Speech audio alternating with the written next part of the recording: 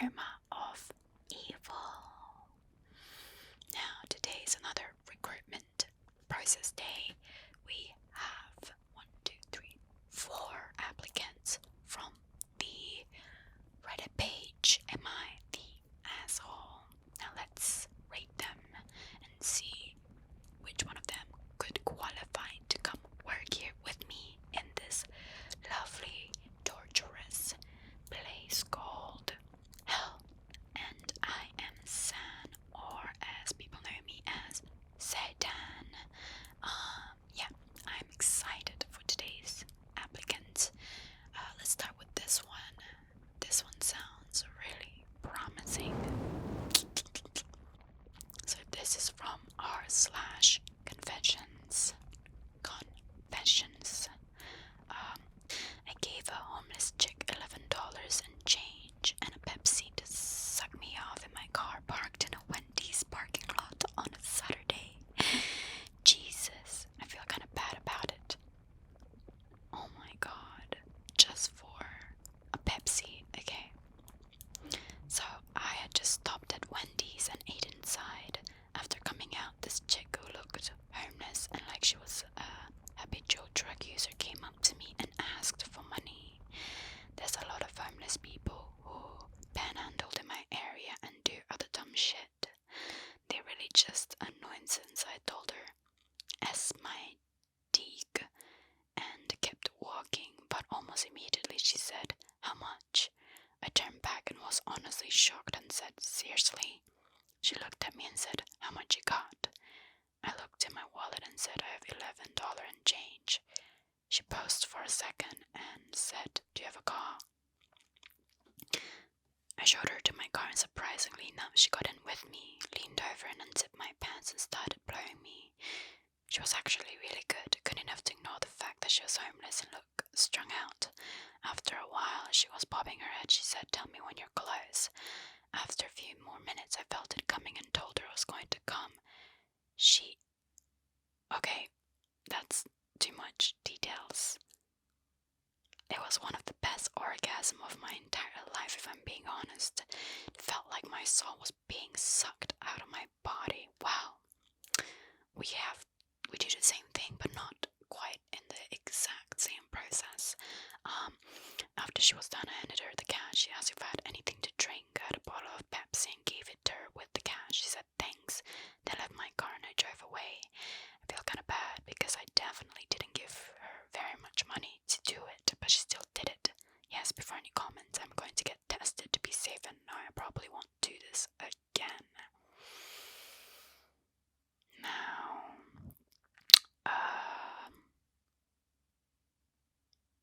sorry, I thought this was a promising post, but I wasn't expecting it to be so straightforward. I thought it was going to be a little bit more convoluted. Yeah, I mean, I think that's kind of gross. Obviously she's, in need of money, and she's vulnerable, very vulnerable, and he could have just given her the $11. But, I don't know, this one's kind of tough for me to comment on. Seems like there was consent, so there's that, but... Oh, okay, let's look at the comments first. This is gross. I want to doubt the reality of this post, but I went to high school with a few guys who did stuff like this because they thought it would be funny. Okay. So, I feel like the real tragedy is the fact that there are these vulnerable homeless people just about and about, and people are willing to take advantage of them. I would say advantage just because, I don't know, you priced it, the exchange of service for $11. I mean, if you were ever desperate, how much would you do? Still then, I would feel pretty awful if I were to demand this in exchange for something so tiny. And yeah, it serves him right for feeling guilty because it is kinda immoral and effed up. Now, yeah,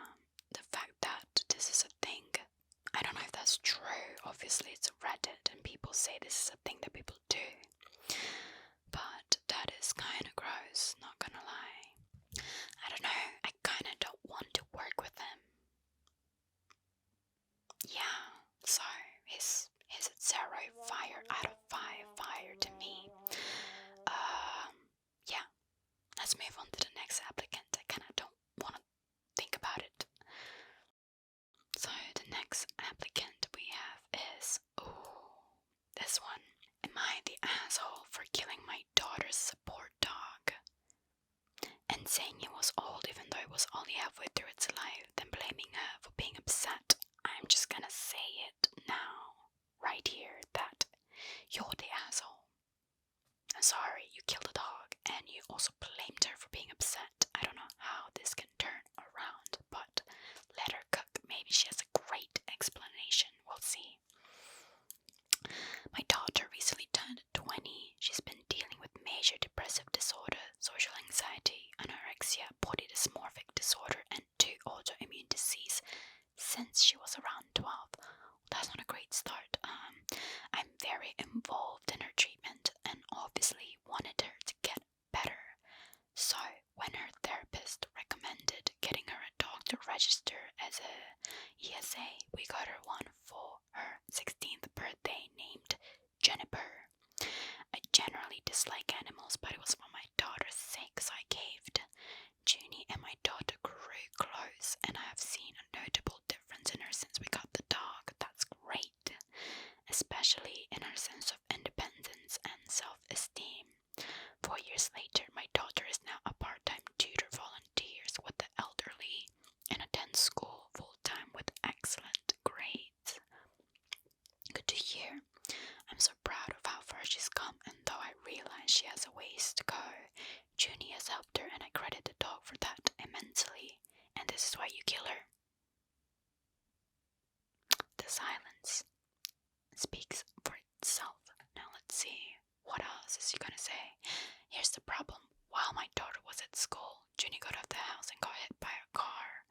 Since we live right in front of a busy street, my wife and I rushed her into the vet and were told that Junie would need surgery, which would cost somewhere in the ballpark of $2,000. I make a good salary, but I just cannot justify spending that much on a dog, especially when it might not even work and Junie would probably be crippled. Plus, she was pushing 5 years old and her breed usually only lives for 9 to 10 years. Due to all these reasons, I decided the humane and logical decisions would be to euthanize Junie. At this point, I called my daughter to let her know the situation and the solution I'd chosen, and she freaked out on me. She tried telling me how she had $700 in savings and would quickly find a job to pay me back the rest, to which I declined because A, it's not just about the money, and B, I don't want to risk ruining her mental health by her getting a job, especially since she'd likely have to quit one of her volunteer jobs which had helped her so much. I explained this to her, but she wasn't hearing reasons, so I put my foot down and said my decision was final because the dog was technically mine since I paid for it. Wow, great way of looking at something that helped your daughter, as an object. Anyway, then I hung up. We put Jenny down, surrounding her with love and gratitude. When we got home, my daughter had just pulled in and was hysterical. I told her she was too old to be acting like this, and one part of becoming a competent, independent adult was accepting what life throws at you. Now she isn't speaking to me. I'm beginning to think I should have at least told her where we were so she could say goodbye. I mean, yes, definitely. On the other hand, Junie already served her purpose in helping my daughter, and she only had the dog for 4 years, so I don't understand the huge overreaction. Am I the asshole? Okay, so I've never had pets growing up. I mean, it's kind of hard to keep anything alive, really, in hell. The closest thing I have to a pet is probably the spider that sometimes comes from above, I mean, the closest thing I'd have had of a pet is probably the spiders that sometimes roams around from above, but other than that, I deal with souls, evil souls that are dead and tortured, and really, they don't make great pets. I mean, they don't even listen to you. They're just busy being tormented, so anywho, I don't know what it's like to have a dog or a pet, but if they help you a lot to overcome all of these mental disorder that she's been going through, then obviously the pet meant a lot. The dog. So, I mean, and she was willing to pay $700. That's almost half of the bill. And if you have a great job, I'm sure it's possible, it can be done. It's a little bit assholey, I think. I understand that it's expensive, but you shouldn't be like surprised that the daughter is having a hard time dealing with this. Like you said, the dog helped her through things. You know, it's not like a device, it's not like medicine, pills that you take that you have no emotional attachment to. It's a pet, it's a dog, it's a live thing, you know, that snuggles you at night and, you know, is happy when you come home. Obviously, you're going to be emotionally attached, so it makes sense that the daughter was angry. Now, there is an update. Edit. Jesus Christ, message received. I guess I'm the asshole. I still believe I made the best choice, but I suppose I could have let her be more involved. And yeah, I think I agree with that sentiment. Some people are asking the same question, so I'll answer them here. I'm not a sociopath. I'm just excellent at separating emotions and preference of logic, especially in times of crisis. This does not mean I don't feel anything. I love my daughter more than anything in the world. My wife was 100% on my side for the actual decision of putting Ginny down and agreed our daughter should not witness it. She did, however, disagree with the words and tone I used towards my daughter when we got home, which is where I began to wonder if I was the asshole. Have never been jealous of Junie. That's ridiculous. She was an emotional crutch for my daughter and will always be special to me in that way. My daughter did not love me any less after getting the dog. If anything, she loved me more. Lastly, thought I would update you all that I did. In fact, talked to my daughter today. It took her some time to let me in, but once she did, I was able to explain my side, give her my reasonings for what I did, and convince her to forgive me. She agreed, and we are all moving past this ASAP. I'm actually about to run out and get her her favorite fast food for dinner, and we're having a family movie night. She's still acting distant and mopey, but distant and mopey. Oh my gosh, she lost someone. I know OB said he's not a sociopath, but I don't know. That's a nice red flag for being a sociopath, which makes a great candidate for a job. Anyway, she's confident she can vent. Okay, hold on. She is still acting distant and mopey, but she has a regular therapist appointment tomorrow, so I'm confident she can vent there, and her therapist can help her get through this without any permanent damage. By the way, I also offered to get her another dog, which wasn't easy for me, and she declined, so I don't think her bond with the dog, and like for animals in general, was as unbreakable and solid as all you commenters are claiming. Ginny just wasn't meant to be around that long, and I'm glad my daughter was able to have warriors with a dog she liked. Now we're moving on. The end. Yeah, I mean, look, some people have great attachment to their animal, to their pets, you know, and some don't, and I'm guessing the dad never felt that connected with an animal or pet himself, and I'm not really sure if that applies to any of the other relationship he has, you know, with his wife or the daughter. Like, if the daughter hurt her legs, and he would have to pay a significant amount of money for her to do the surgery that would allow her to keep her legs, or, you know, do the surgery that's like cheaper, but her legs will need to be amputated. Which option would he choose? I don't know. If you were sympathetic enough, you would do anything, right? Anything for their happiness, for their well-being. So maybe he just didn't think having a dog or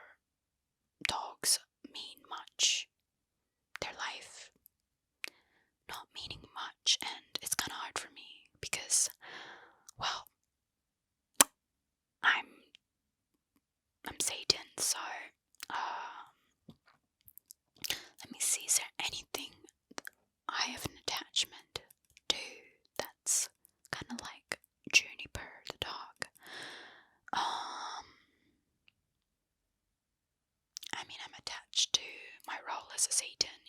I work endlessly and I love it. If I were to be dethroned, well, that would enrage me. But I'm not really sure that's the same thing. Well, let's see what the comment says. Let's see what the general public says. Sometimes it can be hard to be objective in your recruitment process, so let's get some help. So the comment says, ooh, this one, my dad almost did something similar to me. My dog got out and was attacked by another dog during the Super Bowl one year. He wanted to take him to the vet alone, but my mom insisted he take me with him. He looked furious and got weirdly quiet, but we took dog to the vet together. It came out 2 years later that Dad planned to kill my dog himself so he wouldn't have to take the long trip to the emergency vet and miss the rest of the game. He was gonna drive like 10 minutes away, break the dog's neck, then lie and say dog succumbed to his wounds on the way to the vet. That way I'd only miss like 30 minutes. My mom insisted I go because he said something off and she was suspicious. Dog survived and he lived for like 8 more years. At the end of his life, Dad was boiling him with steak and soup bones. Crazy how the world works sometimes.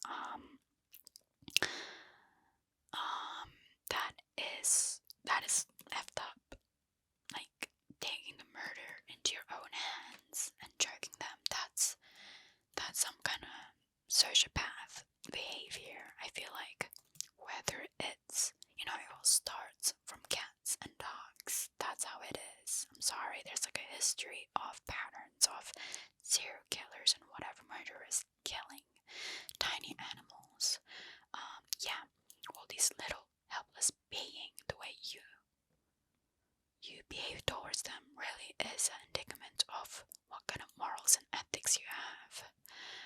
So maybe in that sense, he is a little bit evil and a little bit sociopathic, which makes for a great candidate. Yeah, well, I love this comment. They said, "Oh my god, this is so disgusting. I'm so sorry your sperm donor acted that way." I love that they called him a sperm donor and not a father. Fair enough. Okay, well, let's say he deserved maybe a 3 out of 5 fire. He's, maybe a bit sociopathic, kind of cruel towards animals, not empathetic towards the daughter. I mean, as that's kind of like the sociopathic aspect of it. So, but this other guy in the comment who planned to kill the dog so they can go back to the game, I would think he makes for a great candidate. But unfortunately, he's not in the application process today. So, for this guy, 3 out of 5 fires. Now, let's see if there's anything good in our next application. So, okay, so this one is from Am I the Asshole? For telling my wife that her parents manipulating her worked out for the best. What do you think from first impression? Yeah, it's a little bit hard to tell, but I mean, manipulation can never be good. I mean, good in hell, but not if you're being moral. Then it's not good. Anyway, so I am 30 male and married to my high school sweetheart Linda, 30 female, and we have 2 beautiful children together. I'm really happy with my life, but recently my wife has uncovered something that I agree was bad at the time, but don't see it as something unforgivable because of the good that came out of it. Back in high school, it was always Linda's dream to go to college and study abroad in Europe. So much so that she got a part-time job to pay for extra tutoring and became fluent in French. Wow, well, that's impressive. While I wouldn't mind a trip to Europe for a couple of days, I didn't like the idea of just living there, even if it was temporary, and told Linda as much. Without hesitation, she told me that it was fine if I didn't want to go, but she would be going regardless, and we could either do long distance or break up if I still wanted to continue a relationship with her. That really hurt, and I felt as as if she didn't care about me or our relationship. If she could just quickly and easily say something like that to me after I expressed my concern. Well, she's her own person. It's hard. Sometimes you meet someone, yet you have your own desires. It's hard. It's a tough situation for sure. My friends started making jokes about how Linda was going to go overseas to sleep around, and it got to me. First of all, you shouldn't have those friends. Those are bad friends. Okay, and then we ended up breaking up, and it sucked because while I was miserable, Linda was beaming with excitement over her future, as if she never cared about our relationship at all. I mean, I'm guessing that this dream came before her relationship with you, right? I don't know. Sorry, let me just read all of it and make the commentary. Okay, so initially Linda planned on applying to schools only in England or France, but her parents convinced her to apply to school in state as a backup, and that was the one she ended up attending. Linda was devastated at not getting into any of her European schools, and when she tried to do a study abroad program, she ended up not getting the scholarship grants she needed and couldn't go. Linda felt completely defeated, but during that time we reconnected and eventually got married.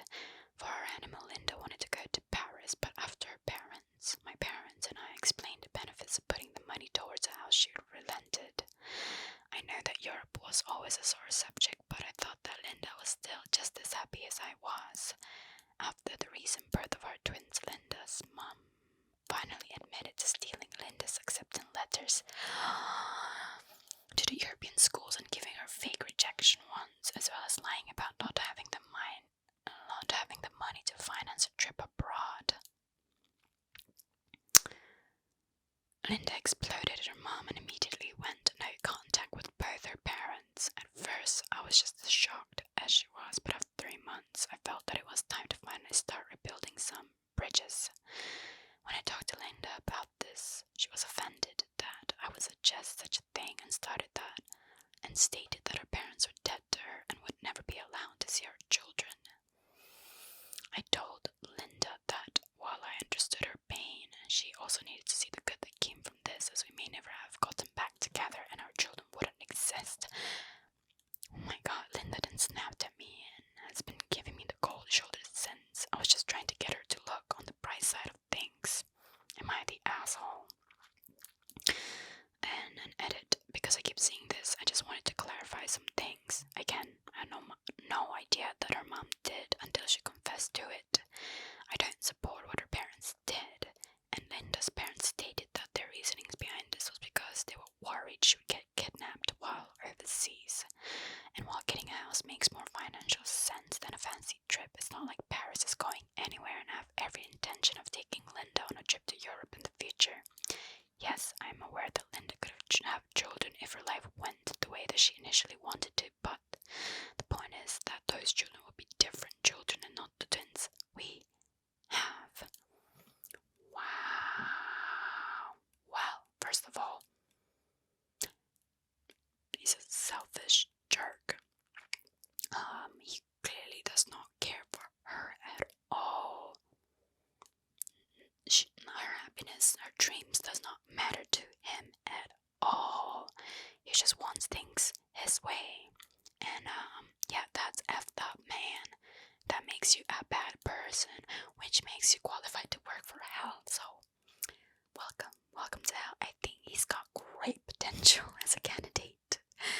I mean, the parents, I would say, even better, evil people. How can you deny your child of their dreams, especially when you're there to see them work so hard towards it? How can you, just because you're afraid she's gonna get kidnapped? I mean, if that's the case, you wouldn't allow a child to go out of the house at all. I mean, America has its own problems too, with the guns and everything, so it's just about distance, right? In Europe, it's a little bit further away, but the world is a dangerous place. It's not like just going somewhere that's known to be so dangerous like Mexico or something like this. Wow. this is the case. And the fact that your husband is in support of the parents, that is also effed up. That's crazy. So this is one of the comments. Imagine having your parents and SO actively crush your dreams and they try to get you to be okay with it because it's what they wanted and makes them happy. Exactly. It's what makes them happy, not her. Her mom probably told her as a way to gloat like, see, honey, mommy was right. If you went to Europe, you wouldn't have gotten married, gotten a house, had kids. Isn't it so much better than going to gross Europe? Jesus. Wow, I feel like the wife never had a chance really to live her own life. She's just been a little piece in the parents' and the husband's life, you know.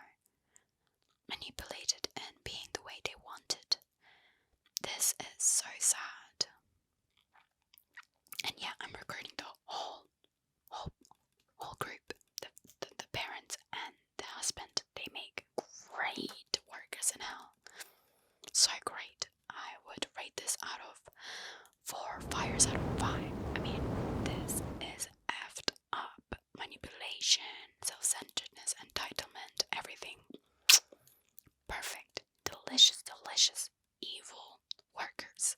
I wouldn't say 5 because it wasn't an abomination. Sorry. It wasn't an abomination. Why is that word so hard to say? Abomination. So it's not 5 out of 5, but that's really effed up. So yeah, welcome to hell. You guys are all hired. Oh yeah, we have great benefits. Like I said before, there's sauna all year round. So now let's see if we can get one more great application. Am I the asshole for wanting to be monogamous with my wife again? Interesting start.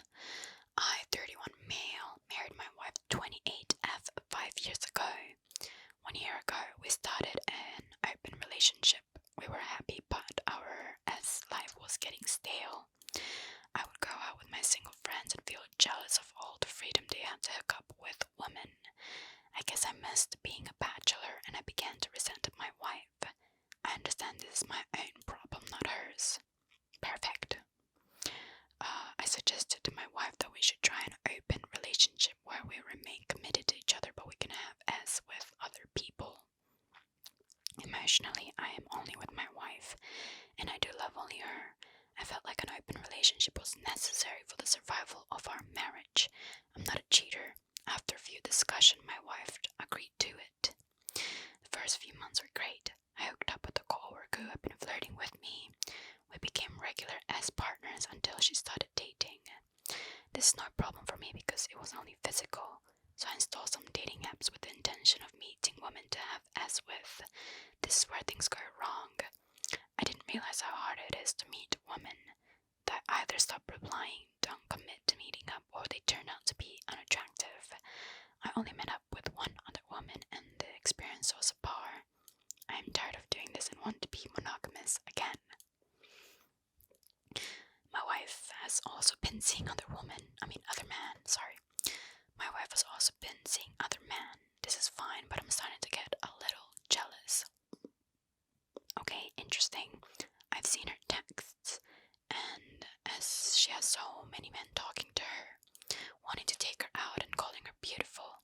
Every night she gets dressed up and goes out, sometimes not even coming home until morning. She said it's just sex and she loves me, but I think it's disrespectful. Oh my god. My eyes could not roll any harder. She didn't make that much of an effort with her appearance when it was just me. I talked to her about ending the open relationship and just being with each other, but she doesn't want to. I think what she's doing qualifies as cheating. If I knew it was going to be like this, I wouldn't have suggested an open relationship in the first place. Am I the asshole? This comment says, absolute classic. Always enjoyable whenever the scenario is brought back. Yeah, I mean, That's crazy. This is crazy. And self-entitlement all over this post. So it's okay when you do it, but not when she does it. It's okay when you enjoy sex and it's purely physical, but it's not when she's doing it. Really, really, really self-entitled, and just my eyes could not roll any harder. The fact is that, like, they're having him because he's also having a hard time finding women. That's also the problem too, that she's having more, and he's a little bit jealous, and even maybe his pride is a little bit hurt, which is why it feels like she's cheating on him. Yeah, if you want to eat the cake and have it too, well, your wife can also do the same, alright? That's the agreement. Yeah, I understand, sometimes when you're in a relationship for a long time, things can get a little stale, but that's something you can talk to each other about and find new ways to revitalize the love life. You don't have to just go directly to cheating on someone. I mean, I can understand that as humans, it can be hard, life is long, and it can be hard to just feel the same thing for a long time, because that's just not how it works for you guys humans. Things are always changing, you can have ups and downs in a relationship, so it's just kind of crazy that he just decided in the lowest moments, which is the moment that matters, how you react to it matters. He just decided to open the relationship. And I mean, if that's what it is that you want, polyamory is not a bad thing, you can just discuss that with your partner, but you need to know what that means. It cannot just be one-sided. And so, just classic people wanting to be polyamorous for themselves but not for their partner, Classic situation. I'm kind of bored of this scenario. I feel like it happens all the time, and it's just human horniness sometimes. Too horny to have good thoughts, good proper thoughts. So yeah, it's kind of boring me. 0 fire out of 5. I don't think I would hire this guy. He sounds like he would have a lot of complaints, actually, like, she's being blah blah blah blah, she's being blah blah blah blah, and I feel like he would like blame everyone but himself, and that is not a nice working environment. I mean, I myself enjoy a hostile working environment, but for the souls that we're torturing, not necessarily on our team, if you get what I'm saying. So yeah, he's decline application, not hired. And so today's winner is the family that manipulated their daughter, and the husband who agreed with the family that manipulated her to not pursue her dreams. So we have 3 new recruits now. That's lovely. We need people. The turnover rate is kind of high in hell. I wonder why. But yeah, we would love to have them in our team. And anyway, we still need more people, so if you know anyone that should be submitted to this position, please do let me know. I'd love to read through any and all great candidates, so if you have anyone to suggest, do comment down below. And yeah,